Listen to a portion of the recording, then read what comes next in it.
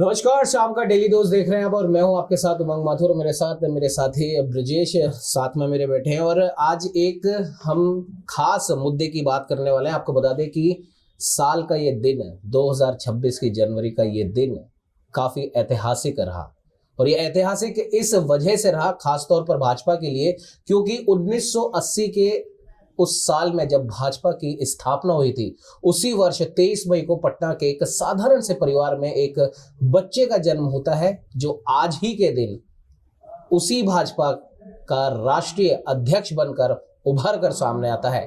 और उस बच्चे को, नितिन नवीन की हम बात करें, उसे आज प्रधानमंत्री नरेंद्र मोदी ने मंच से बोला कि 45 साल के नए युवा राष्ट्रीय अध्यक्ष नितिन नवीन अब मेरे भी बॉस बन गए हैं और अब मेरे कार्य का भी ये आकलन करेंगे। ब्रजेश, काफी रोचक आज का दिन रहा। एक और शंकराचार्य अविमुक्तेश्वरानंद की, जहां आज आपने और राकेश जी ने बात करी, उत्तर प्रदेश की राजनीति में काफी उथल पुथल रहा। तो वहीं अगर बिहार की राजनीति की बात करें तो शायद सबसे युवा अध्यक्ष नितिन नवीन बने। और जो मैंने उल्लेख किया जिस बात का कि आज भाजपा के लिए ये दिन, ये पल काफी ऐतिहासिक रहा, क्योंकि वो बालक जो साल 1980 में उसी वर्ष जन्मा था जब भाजपा की स्थापना हुई थी, और कभी उस परिवार ने ये नहीं सोचा होगा कि ये बच्चा आज पटना के साधारण घर से निकल के देश नहीं पूरे विश्व की सबसे बड़ी पार्टी का राष्ट्रीय अध्यक्ष बनेगा। क्या कहेंगे ब्रजेश?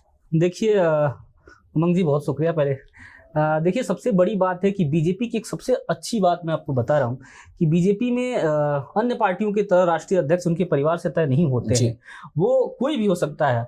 और आज आप जिस तरह से कवर करते हैं, बीजेपी खुद आप कवर करते हैं, आपको बेहद अच्छे से ये बात पता है कि किसी को ये भनक तक नहीं लगा।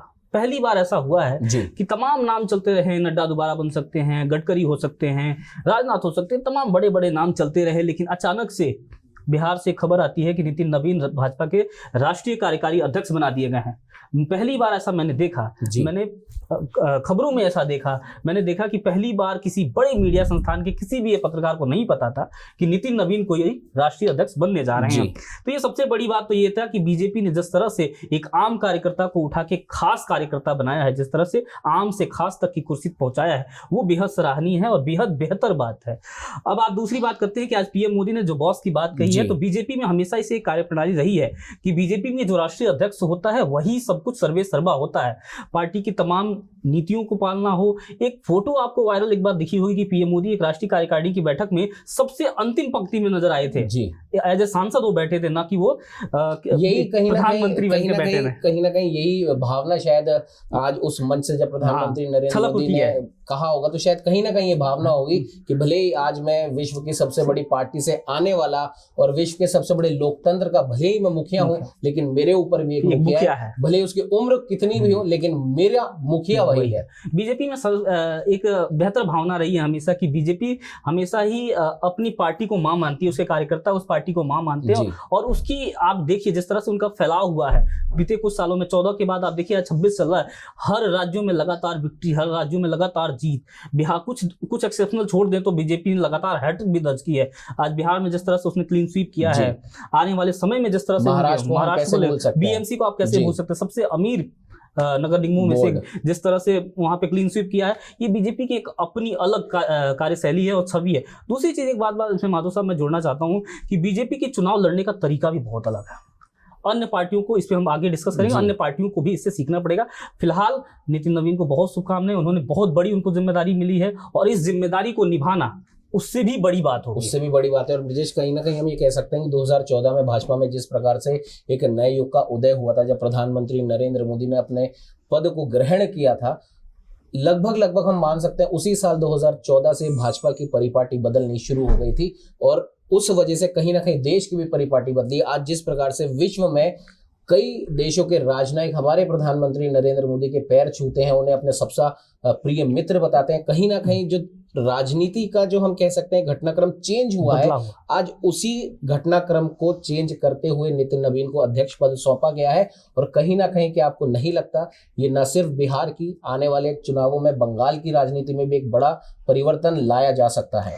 देखिए माधव साहब, जिस तरह से नितिन नवीन कायस्थ समाज से आते हैं, और कायस्थ समाज का फैलाव आपको पता है, बहुत अच्छे से पता है कि उत्तर प्रदेश की राजनीति हो या फिर बिहार की राजनीति हो, आने वाले बंगाल चुनाव हो, असम चुनाव है, कायस्थों का एक बड़ा तबका वहां पे रहता है। जिस तरह से उन्होंने ओबीसी राजनीति को सेंध लगाया है मोदी ने, जिस तरह से उन्होंने एक बड़ा राजनीतिक परिवर्तन का संकेत दिया है, ये बहुत बड़ी बात होने वाली है। आने वाले समय में नितिन नवीन एक तुरुप का इक्का साबित होने वाले हैं अन्य चुनाव में। ब्रजेश, क्या आपको ये नहीं लगता कहीं ये तुरुप का इक्का बीजेपी के लिए आने वाले समय में हो सकता है? कयास है, क्योंकि कई राजनयिक ये कयास लगा रहे हैं, और शुरुआत में आपने जेपी नड्डा जी का भी जिक्र किया था कि हो सकता था कि बातें क्योंकि ऐसी चल रही थी, उन्हें ही वापस से अध्यक्ष पद पे उन्हें वापस से रिवाइज कर दिया जाए। लेकिन जिस प्रकार से एक युवा को राष्ट्रीय अध्यक्ष की जिम्मेदारी सौंपी गई है, क्या आपको नहीं लगता कि बिहार की राजनीति ही नहीं, देश की राजनीति में भी भाजपा में कुछ अनबन होने की कुछ आपको लग रहा है, ऐसा कुछ कयास लगाए जा सकते हैं? देखिए, कई मठाधीश तो हर पार्टियों में मौजूद हैं।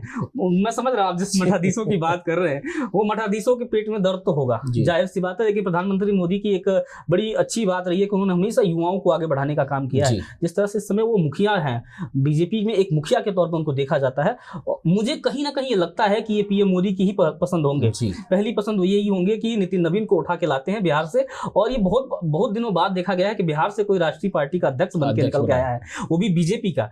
तो एक तुरुप का इक्का तो है, लेकिन अब मठाधीशों के पेट में दर्द होगा, लेकिन उसका इलाज मोदी जी के पास है। कोई खास वजह पड़ेगा नहीं, जो वहां पे आदेश आता है उसके बाद कुछ होता नहीं है। और ब्रिजेश, अगर नितिन नवीन के इतिहास की हम बात करें तो बचपन से ही कहीं ना कहीं उनके परिवार में एक राजनीतिक हवा पहले से फैली हुई थी। कहीं ना कहीं उस हवा की ऑक्सीजन को ग्रहण करके उन्होंने भी राजनीति में, उस समय तो नहीं लेकिन बाद में जब वो अपने स्कूली शिक्षा पूरी करने के बाद में जब वो विश्वविद्यालय में आए तो वहां पर भी एक छात्र नेता वो बने। हालांकि एबीवीपी से दूर रहे, लेकिन हम कह सकते हैं कि भाजियों में से उनका काफी जुड़ाव रहा, आरएसएस से उनका जुड़ाव रहा, बीजेपी से जुड़े रहे। और जिस प्रकार से उन्होंने अपनी छात्र राजनीति करी और 19 साल की उम्र में भी उन्हें एक बहुत खास पद की जिम्मेदारी उन्हें दी गई थी, जिसे उन्होंने बखूबी निभाया।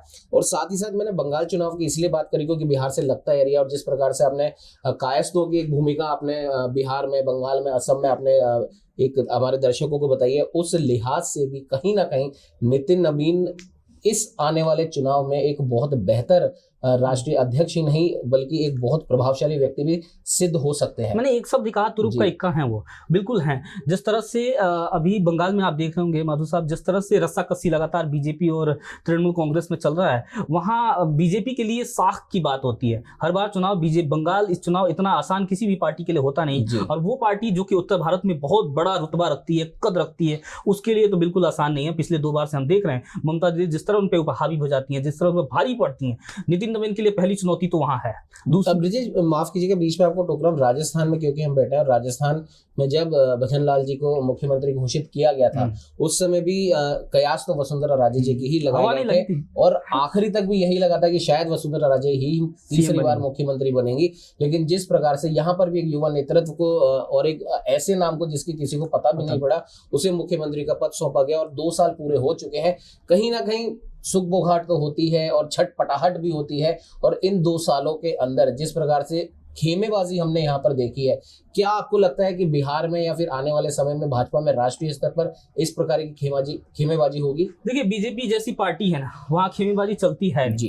आपने देखा होगा राजस्थान में हम जहाँ बैठे हैं, इसमें बातचीत कर रहे हैं, तमाम खेमेबाजियों के बाद भी मुख्यमंत्री भजन लाल सुरक्षित हैं। और मुझे लगता है, जो मेरा अपना अनुभव ये कहता है कि 5 साल वो सरकार पूरी तरह चला रहे हैं, और 5 साल के बाद वो चुनाव में भी चेहरा बनकर भी जा रहे हैं। उसी तरह नितिन नवीन जब तक उनका कार्यकाल रहेगा, वो राष्ट्रीय अध्यक्ष के तौर पर पूरा करेंगे। उनको हटाना इतनी आसान बात नहीं होगी, इसलिए क्योंकि एक युवा चेहरे को जब बिहार से उठा के लाके राष्ट्रीय अध्यक्ष बनाया जा सकता है, तो इतनी आसान बात तो नहीं होगी। कुछ ना कुछ तो राजनीतिक पकड़ होगी। क्या बिहार में, क्या इसके पीछे उनका वो अनुभव काम आएगा? अनुभव काम आएगा। उन्होंने छत्तीसगढ़ और सिक्किम विधानसभा चुनाव में जो भूमिका, जिस तरह से छत्तीसगढ़ में कहा जा रहा था कि भूपेश बघेल वापस मुख्यमंत्री बन सकते हैं, जिस तरह से एक माहौल बनाया गया था मीडिया में, लेकिन उसके बाद जो जमीनी स्तर पे काम किया, सचिन पायलट यहाँ के गए थे वहां पे, लेकिन वो भी फेल हुए थे। जिस तरह से नितिन नवीन ने वहां जमीनी स्तर पे काम किया, लोगों के बीच में कैंपेन किया, लोगों को जोड़ा, भाजपा ने वहां बुरी तरह से भूपेश बघेल को पटका और छत्तीसगढ़, मध्य प्रदेश, तमाम प्रदेशों में सरकार बनाई है। और वो ही नितिन नवीन आगे आने वाले समय में देखिएगा बंगाल, बिहार, माफ करिएगा, बंगाल, उत्तर प्रदेश और असम की राजनीति में तुरुप का इक्का साबित होंगे। लेकिन सबसे बड़ी चुनौती कुछ है माथुर साहब, इसमें आप देखेंगे। चुनौती ये है कि जिस तरह से इस बार बीजेपी को जोड़ा जाता है आरएसएस से, और जाहिर सी बात है कि आरएसएस की पेरेंटल है, तो इस बार आरएसएस ने पूरी तरह से चीन के साथ हाथ मिलाया है, उनकी वहां कम्युनिस्ट पार्टी के साथ हाथ मिलाया है। अब इसको कैसे नितिन नवीन टैकल करते हैं, क्योंकि एक विपक्ष के लिए एक बहुत बड़ा मौका है उनके ऊपर हमला करने का, ये उनकी बड़ी चुनौती होगी। दूसरी चुनौती ये होगी कि जिस तरह से ट्रंप ने भारत के ऊपर टैरिफ लगाया है, एक राजनीतिक पार्टी जिसकी सरकार है, वो कैसे इसको चुनौती को झेलेंगे। और तीसरी, जिस तरह से माफ करिएगा, उत्तर प्रदेश में जिस तरह से अखिलेश यादव पीडीए की राजनीति को आगे बढ़ा रहे हैं, पिछले चुनाव में उन्होंने 37 सीटें जीतकर बीजेपी को पूरी तरह से नस्तनाबूद कर दिया था। सबसे बड़ी चुनौती वहां पर होगी कि योगी को तीसरी बार मुख्यमंत्री बनने के लिए काफी वहां पे जद्दोजहद करनी पड़ सकती है, क्योंकि पीडीए को जिस तरह से उन्होंने जोड़ा है, पिछड़े को, दलितों को, अल्पसंख्यकों को, पूरी तरह से बसपा को उन्होंने जीरो कर रखा है। बसपा का जो भी वोट बैंक था वो पूरी तरह से समाजवादी पार्टी को ट्रांसफर हुआ है। वोट बैंक दलितों का, अल्पसंख्यकों का, मुसलमानों का, जिस तरह से बीजेपी को हमेशा से ये बात कहा जाता है कि बीजेपी अल्पसंख्यकों की विरोधी है, लेकिन वहां भी लुभाने का प्रयास कर रही है। लेकिन क्या आपको नहीं लगता कि शायद कहीं ना कहीं जिस प्रकार से युवा नेतृत्व को राष्ट्रीय अध्यक्ष की कमान सौंपी गई है, और इस समय तमाम हमारे पड़ोस के देशों में ही जेन जी का जो एक मुद्दा है, जिन्होंने वहां की सरकारें पलट दी, ऐसे में एक युवा का राष्ट्रीय अध्यक्ष के पद पे बैठना, आरएसएस की जहां आपने बात करी और लगातार विद्यार्थी परिषद से वो जुड़े हुए हैं, आरएसएस में भी उनका एक मजबूत हाथ इस समय नितिन नवीन का है, तो ऐसे में युवाओं की जो पूरा नेतृत्व है, कहीं ना कहीं इस युवा के द्वारा पूरे देश में एक मजबूत हाथ बन सकता है। बिल्कुल बन सकता है। और हम एज ए युवा जो राजनीतिक कार्यकर्ताओं के हम पत्रकार होते हुए कि युवा को आगे बढ़ते देखते हैं तो बड़ी खुशी होती है कि युवा जिस तरह से राजनीति में भी बहुत बेहतर पोजीशन पे चढ़ रहा है। सबसे बड़ी बात 45 साल के इस युवा का मुकाबला कहीं ना कहीं 55 साल के युवा से होने वाला है। और सबसे बड़ी चुनौती तो कांग्रेस के लिए भी है। कांग्रेस में जिस तरह से राहुल गांधी और खड़गे को लेकर 2-4 बातें होती रहती हैं, और मीडिया में जिस तरह से एक हाइपो है, उसको लेकर भी नितिन नवीन काफी सहज होंगे। मुझे लगता है कि कांग्रेस को बीट करने के लिए उतना मुशक्कत उनको करनी नहीं पड़ेगी, क्योंकि जिस तरह से कांग्रेस की स्थिति है वो थोड़ी बहुत उतनी बेहतर तो नहीं है। मैं थोड़ा सा माथुर साहब बार बार उस बात को पॉइंट पे ला रहा हूँ कि सबसे बड़ी चुनौती क्या है इनके लिए। चुनौती है बंगाल चुनाव और उत्तर प्रदेश चुनाव। अगर उन्होंने बंगाल और उत्तर प्रदेश के चुनाव को टैकल कर लिया तो मैं कहता हूं कि इनसे बेहतर राष्ट्रीय अध्यक्ष आज तक कोई ना हुआ, न साबित होगा। क्योंकि जाहिर सी बात है, ममता बनर्जी ने जिस प्रकार से वहां की सत्ता को अपने हाथ में ले रखा है, हालांकि वोट परसेंटेज पिछले 3 बार में बड़ी है कहीं ना कहीं, तो लग भी रहा था वोट परसेंटेज तो बढ़ रहा है, लेकिन वो सीटों में कन्वर्ट नहीं हो पाया। इसको कन्वर्ट करना है और जमीनी जो ग्रास रूट पे जाना है, जिस तरह से वहां अल्पसंख्यक की राजनीति होती है, उसको तोड़ना सबसे बड़ी चुनौती है नितिन नवीन के लिए। क्या इसी वजह से, क्योंकि एक फैक्टर होता है जातिगत फैक्टर, भले ही इस चीज से कोई भी पार्टी इनकार करे, लेकिन कहीं ना कहीं जातिगत फैक्टर हर चुनावों में बहुत मायने रखता है, और शायद इसी वजह से इस युवा नेतृत्व को कहीं ना कहीं दोनों चीजों को हम कह सकते हैं कि कोप करने के लिए, भले ही युवाओं की बात करें या फिर एक जातिगत फैक्टर की बात करें, तो शायद हो सकता है कि इनको चुनने में इन 2 फैक्टरों का भी काफी अहम स्थान है। ऑफकोर्स स्थान है, क्योंकि जिस तरह से भारतीय राजनीति हो, हम राजस्थान में बैठे हैं, अभी हम बात करें तो कुछ देर पहले, चाहे वो भारत की बात हो, चाहे उत्तर प्रदेश की बात करिए, हर जगह की राजनीति जातियों के इर्द गिर्द घूमती रही है, और नितिन नवीन उसी एक तुरुप का इक्का है। और नितिन नवीन, मुझे लगता है इस तुरुप का इक्का चलेगा जरूर, चाहे वो उत्तर प्रदेश की राजनीति हो, चाहे असम हो या फिर बंगाल हो, चलेगा जरूर। इसलिए क्योंकि अब बार बार एक ही चीज को ममता दीदी बार बार यही एक लेके आती हैं, लेकिन उनको काट करने के लिए इस बार बीजेपी ने बहुत बड़ा तुरुप का इक्का खेला है। उसको काटने के लिए ममता जी को कड़ी मशक्कत तो करनी पड़ेगी, और अखिलेश यादव को जोड़ता हूं इसमें, अखिलेश यादव को भी कड़ी मशक्कत करनी पड़ेगी कि जिस तरह से योगी लगातार अपनी एक सनातन की एक छवि बना रखे हैं, जिस तरह से सनातनियों को बात करते हैं, जमीनी स्तर पे जा रहे हैं, उसमें अखिलेश यादव को रोकने के लिए कड़ी मशक्कत तो 2 युवाओं को करनी पड़ेगी। बिल्कुल सही बात है ब्रिजेश, कड़ी मशक्कत कहीं ना कहीं नितिन नवीन को करनी होगी, और चुनौतियां भी उनके सामने बहुत है, जैसा कि आपने बताया टीएमसी की आक्रामक रणनीति हो या फिर सोशल मीडिया कैंपेन और उसका स्थानीय प्रभाव हो, जिसे शायद अभी तक भाजपा भेद नहीं पाई है, लेकिन आशा है कि अब नितिन नवीन के नेतृत्व में उस प्रभाव को भी रोका जाएगा। और साथ ही साथ अब नितिन नवीन के सामने जो सबसे बड़ी चुनौती होगी वो अपनी नई टीम को घोषित करना, उसे मजबूत बनाना और कहीं ना कहीं इसमें थोड़ा मैं रोकना चाहूंगा कि इसमें सबसे बड़ी बात होगी, देखने वाली बात होगी कि जब भी कोई राष्ट्रीय अध्यक्ष या अध्यक्ष आता है तो हम देखते हैं कि नई टीम कौन टीम में आ रहा है। अब देखने वाली बात ये होगी कि इस टीम के सदस्य कौन आ रहे हैं, क्या वही सब कुछ डिसाइड करने वाले हैं कि अब ये टीम की नई रणनीति क्या होगी। मोदी फैक्टर उसमें दिखेगा, लेकिन ये देखने वाली बात होगी कि नई टीम के कौन सदस्य आ रहे हैं सामने। मेरे को ऐसा लगता है कि जिस प्रकार से युवा है, और कहीं ना कहीं भाजपा की हम बात करें तो भाजपा हमेशा से युवा नेतृत्व और जो उनके वरिष्ठ लोग हैं उनके अनुभव को यूज करती है, और यही शायद आगे हमें देखने को मिलेगा। और नितिन नवीन की अगर हम बात कर ले तो संगठनात्मक रूप से उनके लिए एक बड़ा लाभ है। जैसा कि आपने कहा, अगर तीनों राज्यों के विधानसभा चुनावों को अगर वो जीत के ले आते हैं तो कहीं ना कहीं उनका कद बहुत बड़ा होने वाला है। शाम के डेली डोज में आज ब्रिजेश और मेरे साथ जुड़ने के लिए आपका बहुत बहुत धन्यवाद।